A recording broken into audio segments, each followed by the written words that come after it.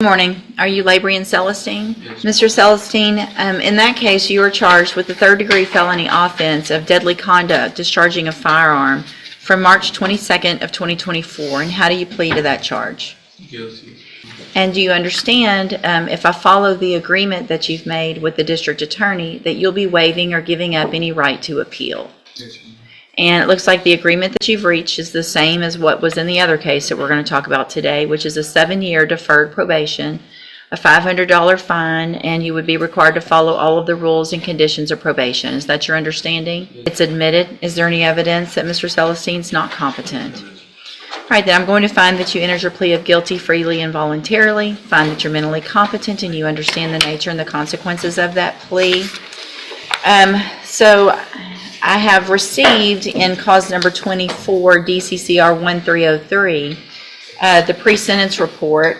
You had already were here, entered a plea of guilty to deadly conduct, discharging a firearm in that case. Everyone had an opportunity to review that pre-sentence report. And then I also received a number of letters of support for Mr. Celestine, and has everyone had an opportunity to review those as well? Are there any additions or corrections to that pre-sentence report? None for the defense. And for the state judge, other than to respectfully request of the court that this obviously very young individual who's committed a first-degree felony right out of the gate be at the very least sentenced to ISF as a condition. I'm sorry, third degree. Okay. Third degree. 2 third degrees. How old are you? 19. 19 years old. And you're shooting around like it's the Wild West, aren't you?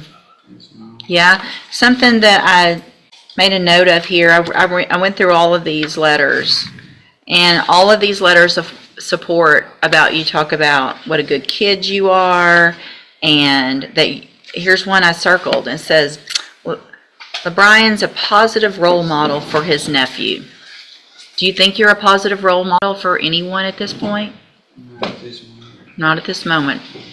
Is that what you want him to grow up and do? And being here shackled up like you are? What's all this? What's all these tattoos have to do with? It's like tattoos. Yeah? Right. You think getting that all over your neck is going to help you get a job, or do you think it's going to hurt you when you're trying to get a job?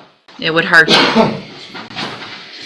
Well, what I'm doing right now, that's what I was planning on doing. But not just, He's doing course, y'all.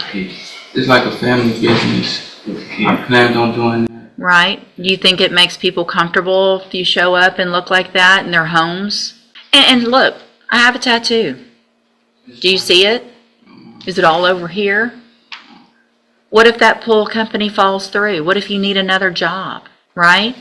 You got to think about those things. Yes, ma'am. Okay, so here's what I'm going to do in each of your cases. I'm going to find that you entered your pleas of guilty freely and voluntarily.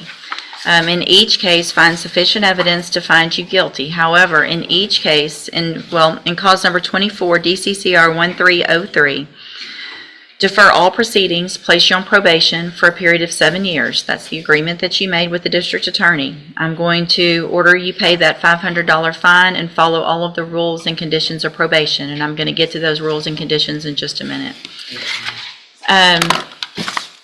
I'm also going to find inclusion evidence to find you guilty. However, I'm also going to follow the agreement that you made with the district attorney. Defer all proceedings and place you on probation for 7 years.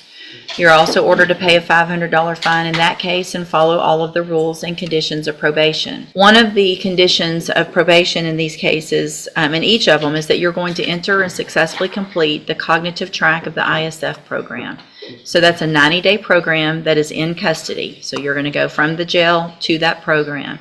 And it is designed to help you make better decisions. All right? You need to take advantage of it. You're still young. Today's opportunity is an opportunity of a lifetime for you because you don't have a felony conviction on your record. There are people who will not let you go to your house, regardless of who you're working for, if you are a convicted felon. Do you understand? So even if it's a family business, you might not be able to work for that business if you have a felony conviction. So if you do everything that you're supposed to while you're on this probation, then you will, at the end of the probation, both of these cases will be dismissed, and you will never have a felony conviction on your record.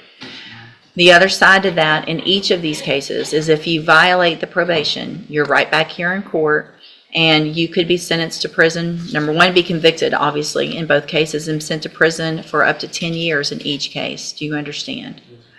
A condition of your probation in each of these cases also is that you are not allowed to have any type of firearm. Do you understand? Not on your person, not in your car, not at your home. Period. No firearm. Do you understand?